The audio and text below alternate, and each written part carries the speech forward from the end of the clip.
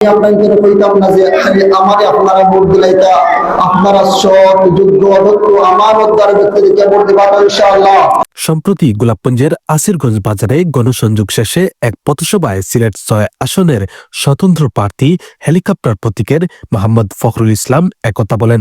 এ সময় তিনি আরও বলেন, আমি আপনাদের কইতাম না যে খালি আমারে আপনারা ভোট দিলাইতা, আপনারা সৎ যোগ্য অদক্ষ আমানতদার ব্যক্তিদেরকে ভোট দিবা ইনশাআল্লাহ। আমাদের সমাজে একটা কথা আছে, আপনারা দেখবা আমার ভোট আমি দিব, যাকে খুশি তাকে দিব, এই কথা ঠিক নেই, এই কথাটা ঠিক নাই। আমার ভোট আমি দিব, একজন সৎ যোগ্য অদক্ষ আমানতদার ব্যক্তিদেরকে ভোট দিব, ঠিক আছে না?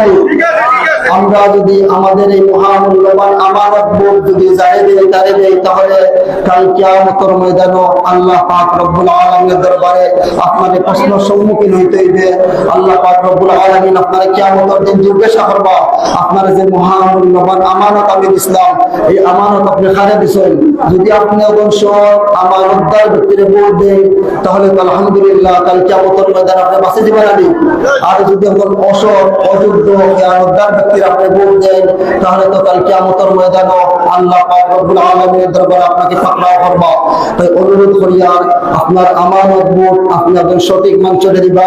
পথসভায় হাফিজ মৌলানা জালালউদ্দিনের সভাপতিত্বে এবং মৌলানা জাবের আহমদ ও মৌলানা এমদাদুল কবির এমাদের যৌথ সঞ্চালনায় উপস্থিত ছিলেন সমর্থক ও গণ্যমান্য ব্যক্তিবর্গ।